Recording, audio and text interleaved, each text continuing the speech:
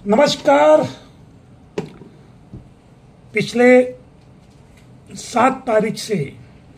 जब से मुंबई उच्च न्यायालय ने महानगर पालिका और सरकार को आड़े हाथों लिया है, तब से सिर्फ मुंबई महानगर पालिका के अधिकारी नहीं, मुंबई पुलिस के भी अधिकारी नहीं, फेरी वालों के छुट भैये नेता भी परेशान हैं। और इस परेशानी का कारण है कि सरकार ने डोमिसाइल पूछ लिया है। क्या डोमिसाइल सिर्फ महाराष्ट्र में ही लगता है? नहीं, निवास प्रमाण पत्र हर स्टेट में, जो स्टेट का जो है वहां लगता है, हर स्टेट में लगता है। अब स्थिति ये हो गई है कि 150 मीटर पर मुंबई महानगर पालिका हर बार की तरह एक विशेष दस्ता खड़ा करने के मूड में है। और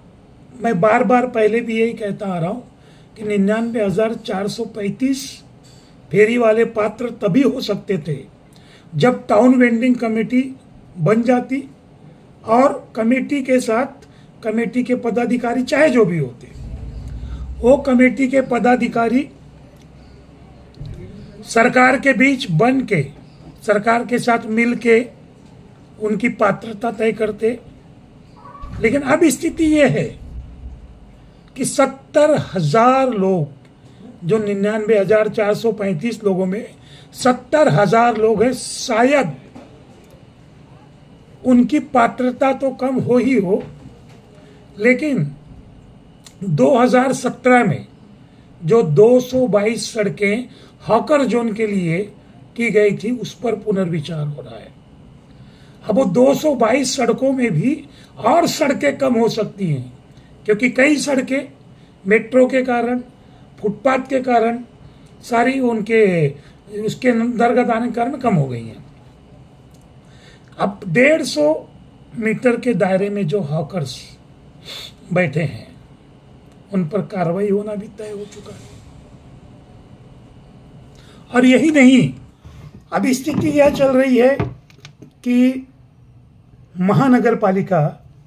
फेरी वालों का डेटा खंगालने पर लगी हुई है। क्योंकि 7 तारीख को कोर्ट ने यह पूछा था कि जब 1 लाख फेरी वाले थे तो उसमें से 32,000 ही पात्र क्यों। इन सारे विषय को लेकर मुंबई महानगर पालिका में खलबली मची।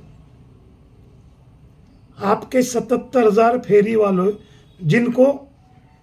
मत का अधिकार नहीं दिया गया, उनको महानगर पालिका की तरफ से कहना है कि उन्होंने आवश्यक दस्तावेज महानगर पालिका को उपलब्ध नहीं करवाए।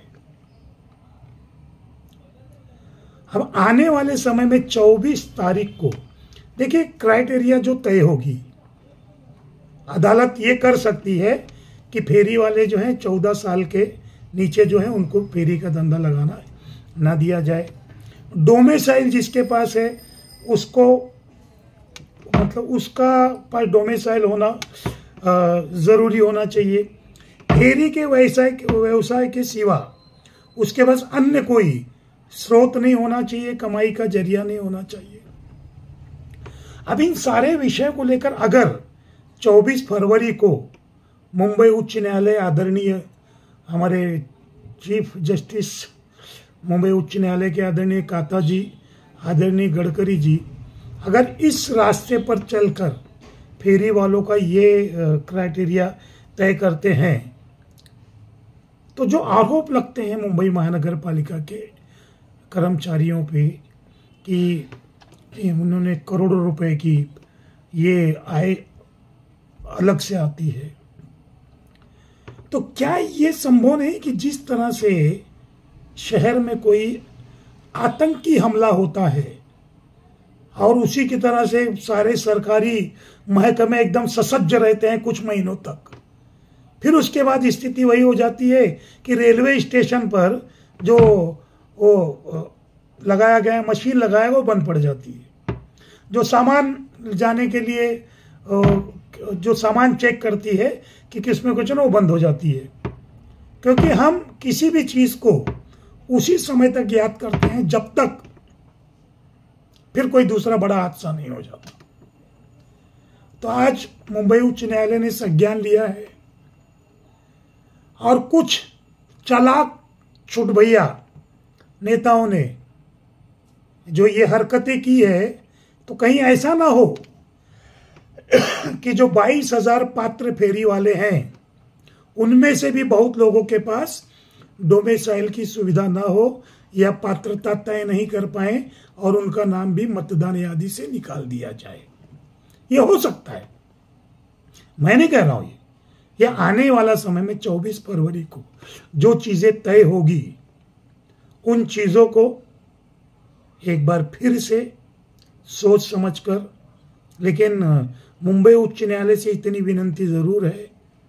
कि जो बरसों बरस से कई परिवार ऐसे हैं जो 50 साल से मुंबई शहर में रहते हैं, मुंबई कर हैं, कट्टर यहाँ के हैं, और उनके पास इतनी सुविधा नहीं हो सकी कि वो घर खरीद सके, लेकिन वो धंधा करते हैं, रोजगार का, स्वयं रोजगार का उनके पास कई सारे प्रूफ हैं। अब इसमें सबसे बड़ी बाधा आएगी कि जो हमारे पूर्व केंद्रीय मंत्री हरदीप सिंह पुरी जी ने या उन लोगों ने कहा था कि जिन लोगों ने फेरी का या प्रधानमंत्री स्वनिधि योजना से लोन लिया है उन पर कार्रवाई न की जाए।